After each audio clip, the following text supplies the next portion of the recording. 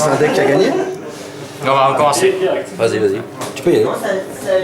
Bon bah, c'est YouTube, c'est Dinosaurius Zaki qui fait des vidéos de deck profile sur un deck du national auquel j'ai fait top 16. Et voilà quoi, là j'ai un peu sur la vidéo sur le Arène Duel.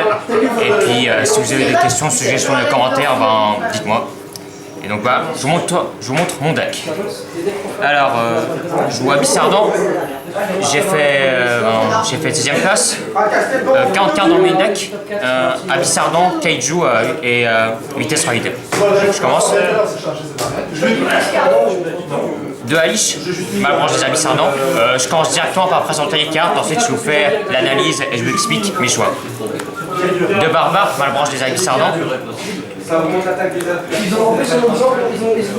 Calcab, ma branche des Abyssardons. 3 Concrelamax. 2 Cire.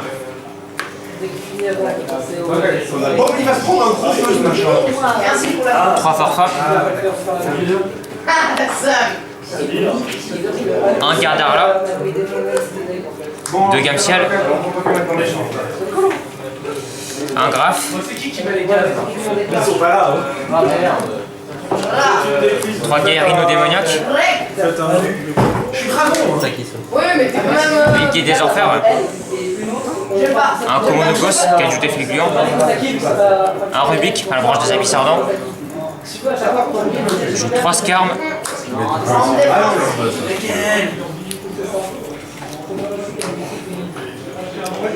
1 Tectomborg, Vitesse Raid. 3 Terror Top, Vitesse Raid. Oui, lui aussi, c'est 2 interruptions du sommet des Kaiju. 1 Raiguki. Une réincarnation de monstre. Sacrifice inutile. 3 tourbillons jumeaux. Et un serment solennel. Donc ça fait 31 monstres, 8 magies et une carte piège. Donc extra deck 15. Un Pilgrim, un Denté, pèlerin des Abyssardons. 2 Technochimères dans mon fortress.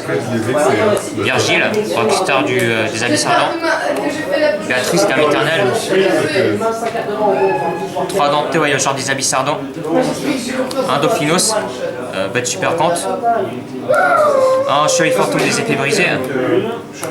Un numéro 47 Requin Cauchemar. Un numéro F0 Fureur Topic. Et un Zémé sous tomate. Voilà, 3 fusions, 1 synchro et 11 X. Side deck 15.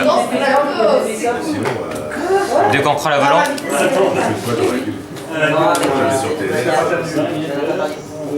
3 démons de la vanité.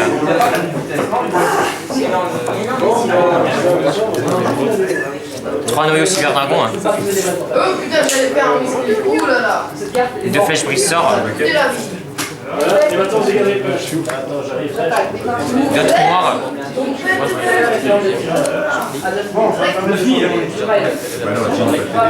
Et 3 masques de restriction.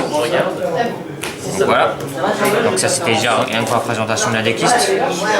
Maintenant il faut que j'explique mes choix, donc encore un bon deck, etc. Donc moi j'ai 2 Alish, 2 Barbares. Je pense que c'est un ratio qui est tout à fait convenable et c'est assez stable. Et il y en a qui jouent 3 fois parce qu'ils veulent être plus dans le turbo. Moi je joue 2 fois parce que je voulais mettre plus de place pour d'autres cartes dans mon deck. Et que je trouve que pour moi, par rapport au gameplay que je joue, jouer 2 fois c'est suffisant. Et c'est pareil pour Calcab. Donc Alish et Calcab avec l'apparition de Béatrice, ça devient comme des cartes pièges.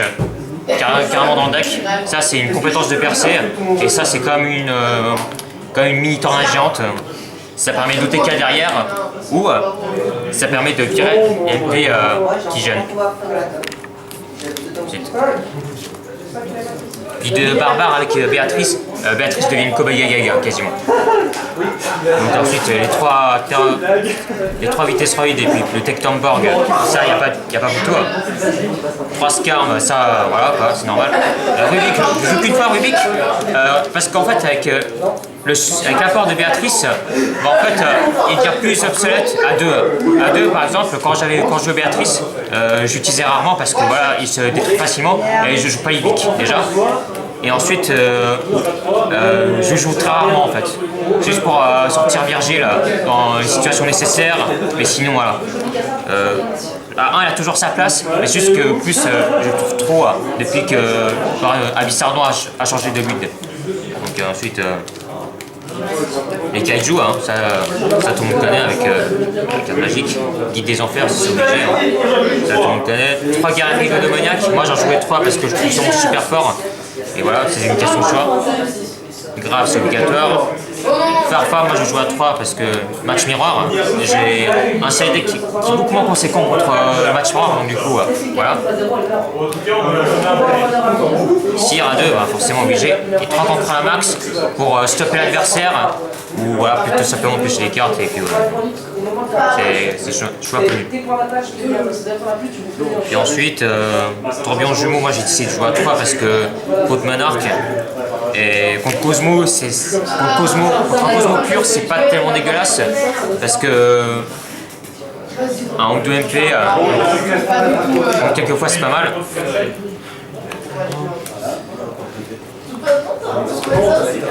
Interaction du sommet des kaiju, moi je joue 2 fois et 2 fois c'est pas un peu moins parfait parce que 3 fois ce serait trop, on demandera de jouer trop de monstres kaiju avec et 1 fois c'est pas assez parce qu'on utilise souvent pour l'avoir au cimetière, donc du coup moi je joue 2 fois et puis voilà.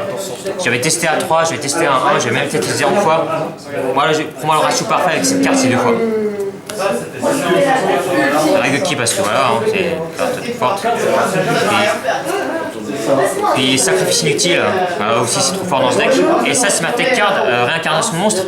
Pourquoi je joue réincarnation monstre? Parce que quelquefois j'ai des cartes à défausser et j'aime bien en défausser librement avec cette carte. Et aussi avec Guide des Enfers ça permet de recycler et puis ça permet de prendre directement ses meilleurs monstres et réutiliser vite fait, etc. Donc voilà, c'est un choix personnel. Et voilà. Et pas mal de joueurs aussi ont joué, donc du coup, ça reste pas non plus une carte aussi inconnue que ça. Puis Sermon solennel, puisque j'ai pas de place pour jouer de cartes pièges, donc du coup, vu que je joue qu'une seule carte piège, le Sermon solennel a un impact beaucoup plus important, puisqu'elle remplit des conditions bien meilleures. Sinon pour l'extra deck, je pense que pas grand chose à dire, juste Zenius Automate parce que je préfère mieux jouer celui-là. Quand il y a une faucheur fantôme et la question qui est jouée, Zenius Automate en fait c'est juste un bon monstre à placer librement comme ça, comme si c'était un monstre générique et ça permet justement de remplacer les dentés qui ont été bannis.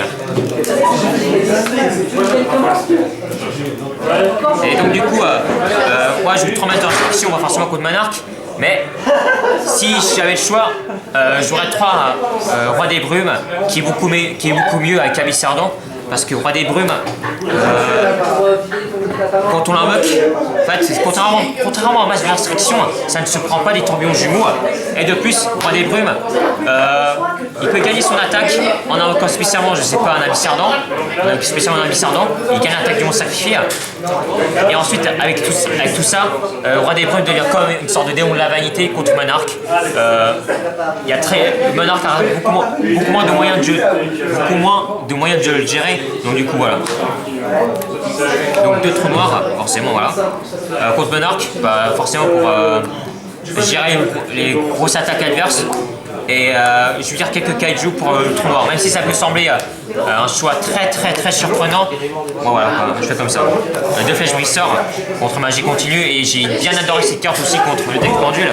C'est une carte qui est très forte parce que ça permet de faire directement du CA très négatif à l'adversaire et de le bloquer. 3 noyaux sur dragon, moi je joue pas système HS, je joue plutôt cette carte parce que c'est rentable à la meule avec les dentés et contrairement au système HS, ça permet de directement invoquer un gros monstre adverse, enfin un gros monstre sur son terrain qui a une un très gros niveau de point d'attaque. Voilà, question de choix, moi je préfère mieux jouer ça quand on meule. Ensuite, 3 comme ça, 2 comme ça, je n'avais pas de fauchure fantôme, donc du coup j'ai décidé de les remplacer. Je joue 3 démons de la vanité, 2 contre la volant pour le match miroir. Et les démons de la vanité, quelquefois, je joue aussi contre Cosmo parce que Cosmo, en général, ils s'attendent pas que je joue ça. Donc du coup, qu'est-ce qu'ils vont faire? Ils vont virer Ryuki au trou noir parce que virer Ryuki au trou noir, c'est pas très fort contre Abyss Ardent de base. Enfin, basiquement. Voilà. Et, sauf que démon de la vanité, une fois qu'on l'a placé, on combine avec un Ryuki adverse, on attaque, on fait juste du beatstick avec, on le place tour 0, c'est extrêmement fort.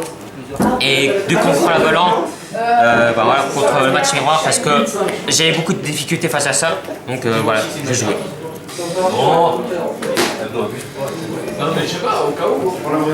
Sinon, pour les matchs et les rounds, j'ai fait 6 victoires dans les rounds et 2 défaites. Après, je passe pas forcément aux détails parce que ça serait un peu du charabia, mais c'était dans le national suisse. C'était sur 2 jours. On était 180 joueurs. Voilà, je venais de Genève et voilà, c'était une super après-midi. C'était un super national. Et j'ai aussi gagné un set event, donc c'est pour ça que j'ai le playmate qui est là. Et dans le set event, j'avais fait 3-0 sur 8 joueurs. Donc voilà, et je vais dire un résultat. À la prochaine. C'est bon, je finis. Merci YouTube.